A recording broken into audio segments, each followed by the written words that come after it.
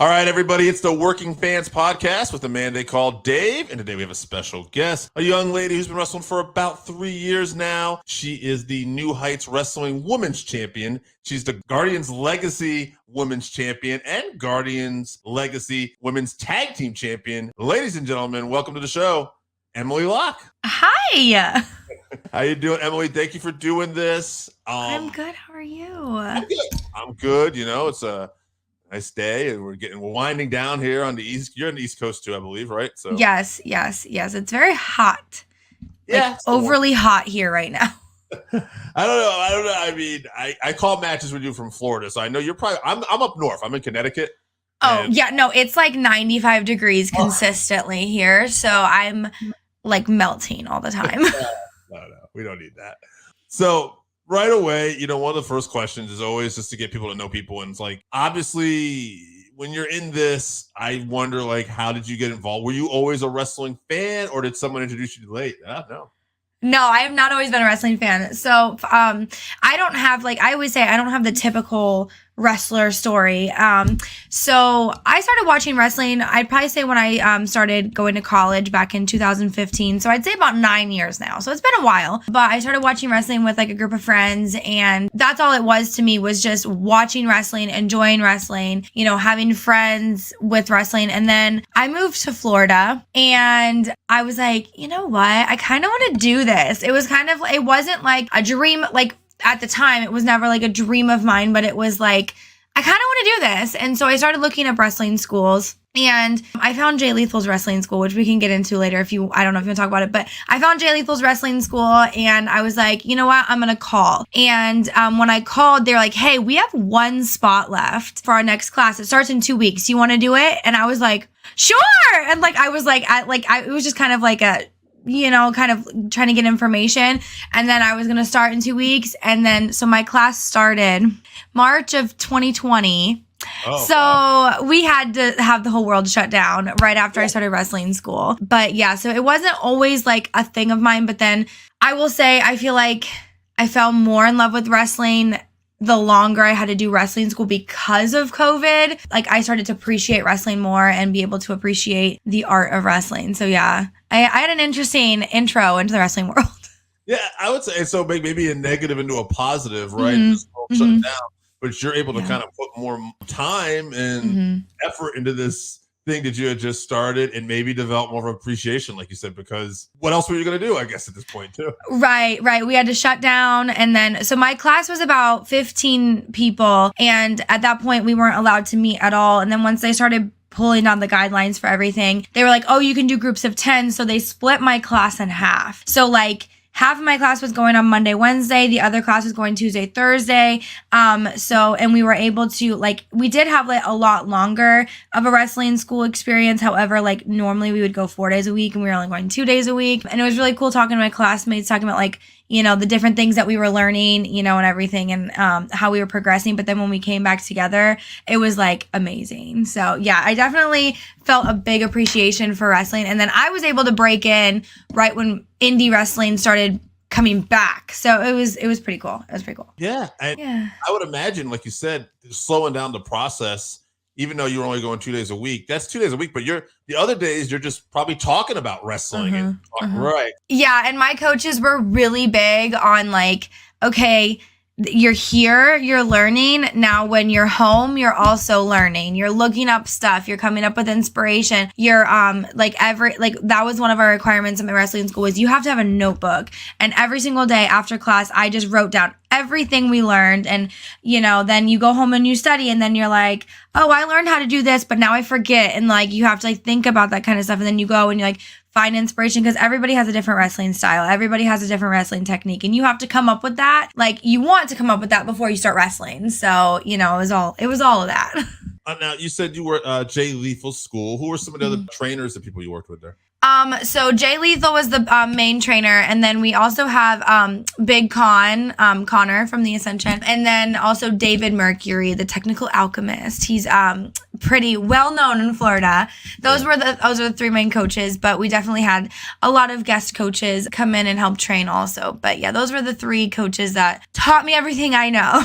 Now, you said you started in 2015. Were you watching some NXT? Yeah. So fun fact, my favorite wrestlers from NXT were like, I was obsessed with the vaudevillains. Like they were my favorite. I don't know if it was just like the characters that they were, but yeah, that was like NXT and Ring of Honor were the two things that like made me absolutely like love wrestling, specifically Ring of Honor. And ironically, Jay Lethal. Jay Lethal was my first ever favorite wrestler. And it was the first, a Ring of Honor show was the very first show I'd ever gone to. And Jay Lethal, I think it was Jay Lethal versus Dalton Castle in the main event. And it was like, oh, I love this. And it was like, and then I'm like, oh my goodness, he taught me. But then, yeah, it was Ring of Honor and NXT were my two favorite things. And then obviously now we've got a lot more. So. Yeah, and so you were very well aware of the Ascension too. So you basically these guys you were watching a little while ago were your trainers. I know. It's so weird to think. Like, I remember my first day of wrestling school. Jay's just standing in there, like, going over house rules. And I'm like, that's Jay. But then, like, now it's like, second nature to talk to him. It's so crazy how, like, you look at somebody as, like, like an idol. And then now they're, like, somebody that, like, you can just have a, like, casual conversation with. And they know who you are. It's, like, it's a pretty cool feeling. I love it.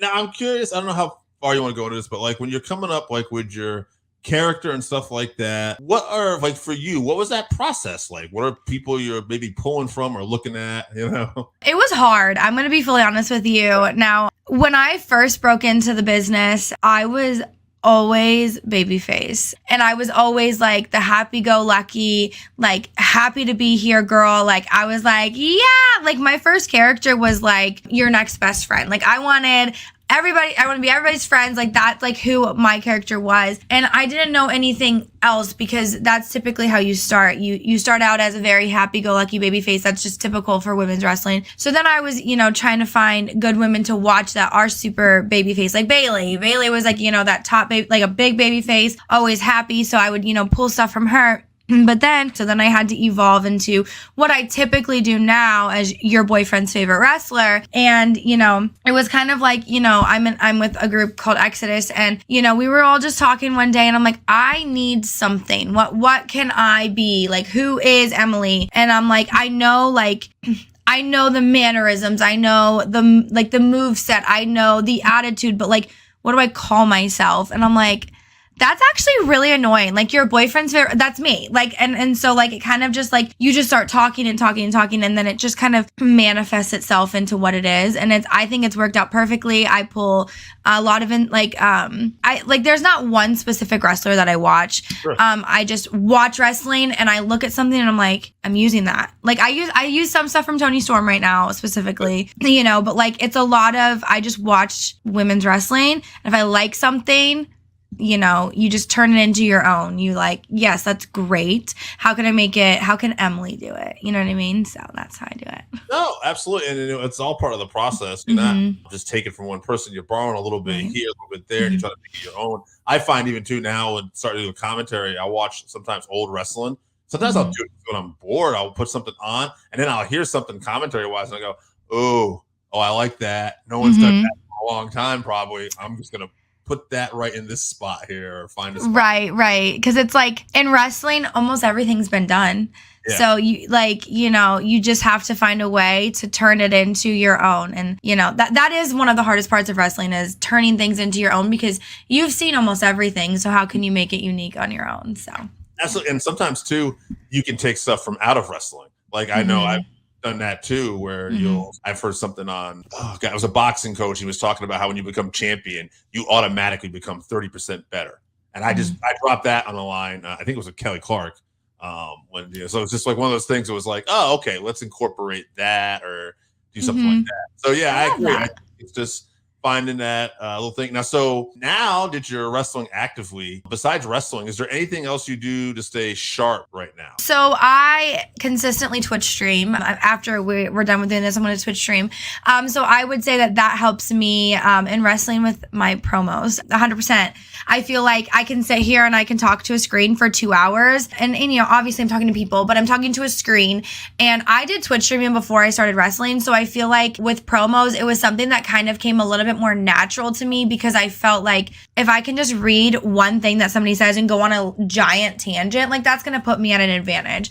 So I feel like that's something that helps me stay sharp. Of course, I'm always going to the gym. I go to the gym. I try my best to go 5 days a week, but I do a lot of crafting that helps me with wrestling. So like this shirt is something that I made the design, and then I know somebody who can do like prints, and then I print this myself because I have a heat press.